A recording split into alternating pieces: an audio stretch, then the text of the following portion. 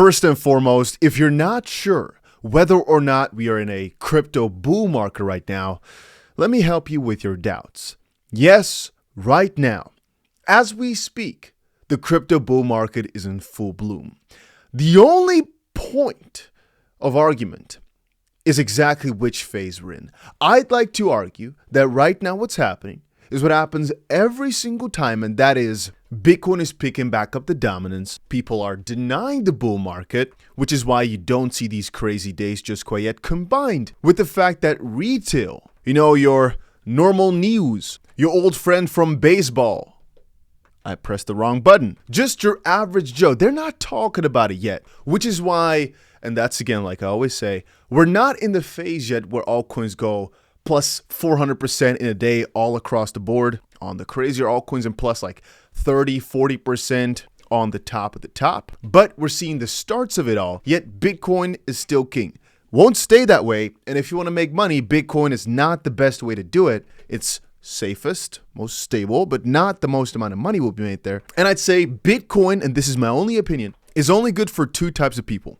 One, the people that don't want to ever look at it again. They just want to buy some crypto and forget about it.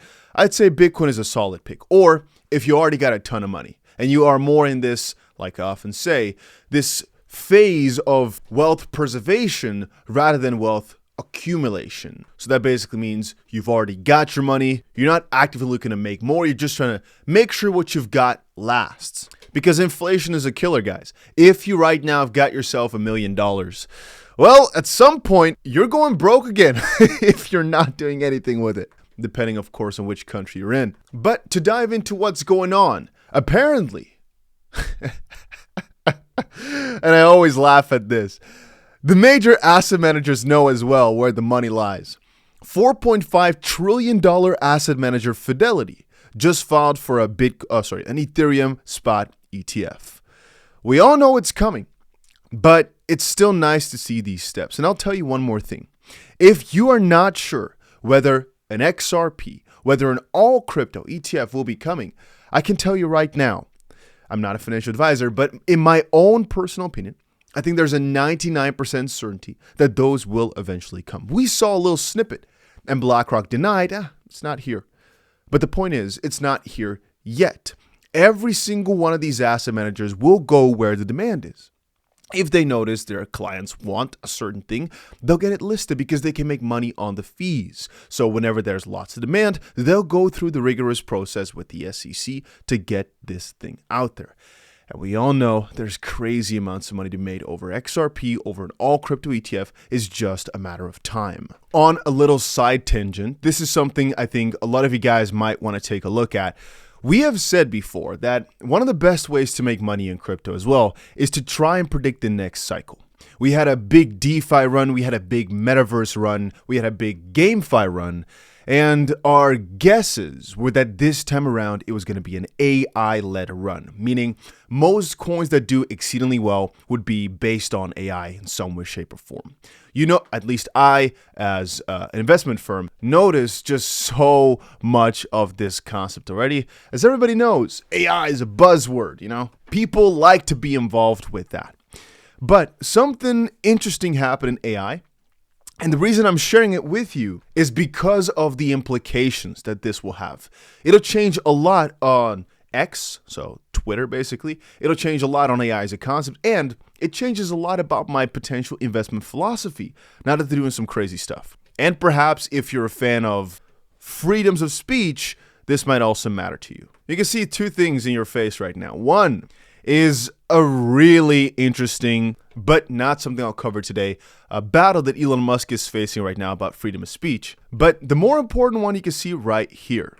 And the long story short is that you've probably heard of ChatGPT, right?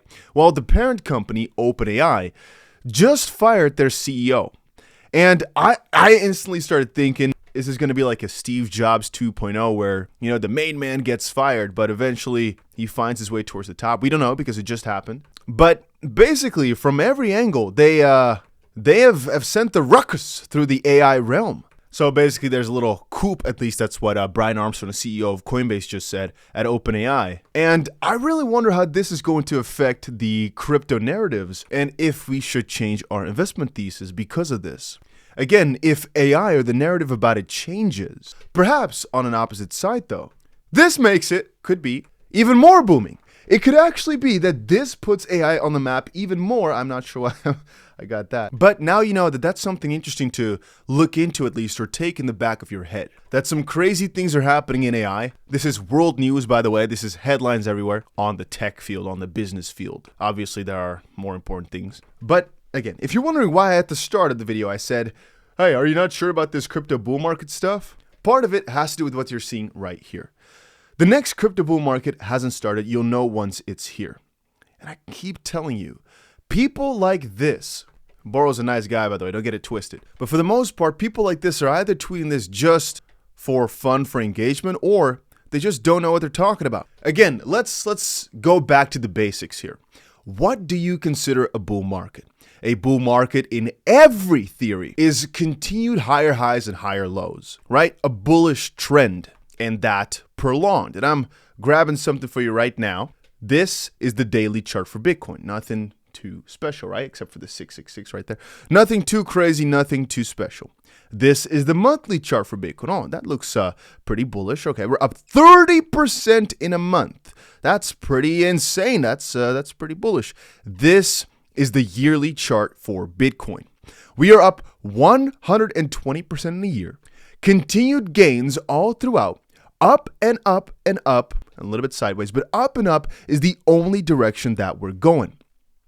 Soon enough, and I say this with utmost certainty, that we'll be looking back at these price movements now and just consider it a runner-up.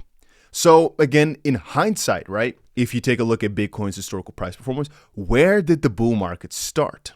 And again, we can have a little discussion over definition there, but I'd personally say here, for example, at this big dip, and in this scenario here, right there, the dip of the dip, basically. And in this scenario here, with this halving cycle, in this 4-year period, I'd say right here, which is right about a year ago, because once more, it's now been 1 year of sustained gains. And I'm not saying, guys, and this is crucial, I am not saying we can't have another correction.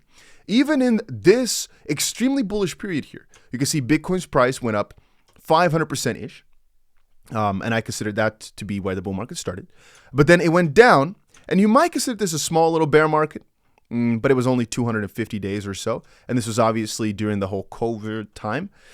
But it went down another 70% or so before continuing on with the gains. But again, if you look at this, where did the bull market start? Whenever you ask me that question, I always say right there. In December of 2018 is when things turned back around.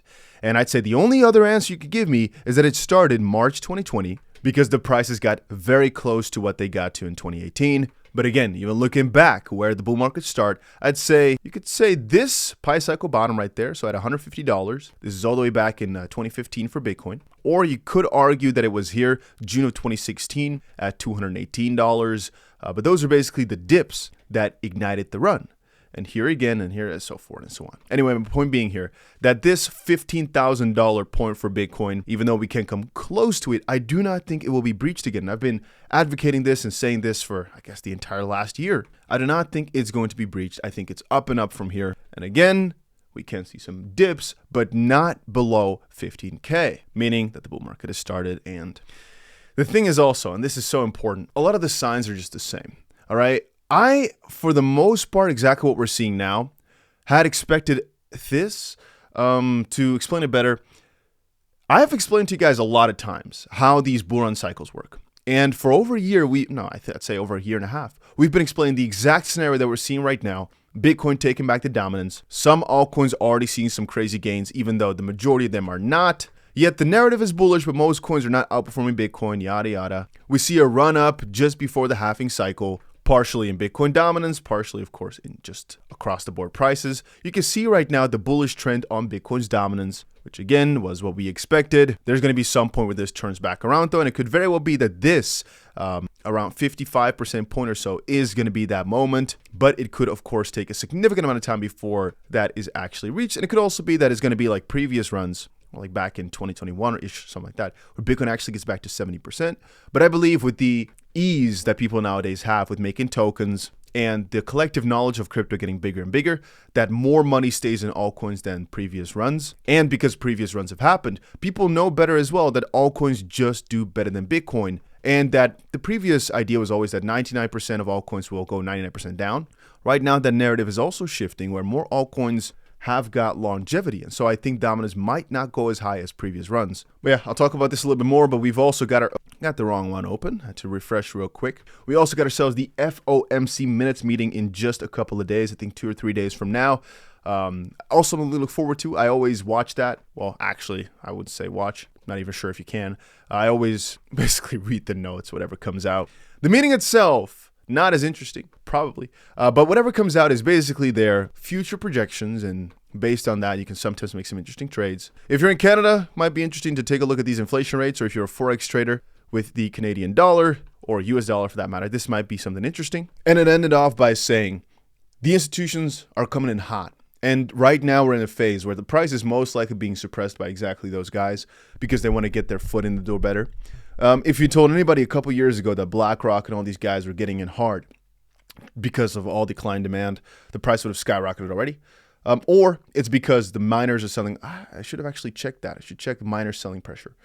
But I wanted to say maybe they are also in the notion of, let's go hard on the selling spree before the Bitcoin halving. Yeah, there's a lot of different explanations. There's a lot of different thoughts I've been having with all that. I would say, though, that consensus is that 2025 is going to be the end again of the bull market. Somewhere in the middle of it, somewhere at the end of it. That we'll still have to see. I'll talk more about my exit strategy and how exactly I'm going to sell soon enough, though, as it's equally as important on making money is knowing when to sell and how to sell, and knowing how to actually make sure your money works for you. But all that we'll be talking about as time moves on. But again, I do not claim to have authority. All I claim to have is experience. Every single run is different. Nobody can predict the future. But as investors, you try to do it as accurately as possible.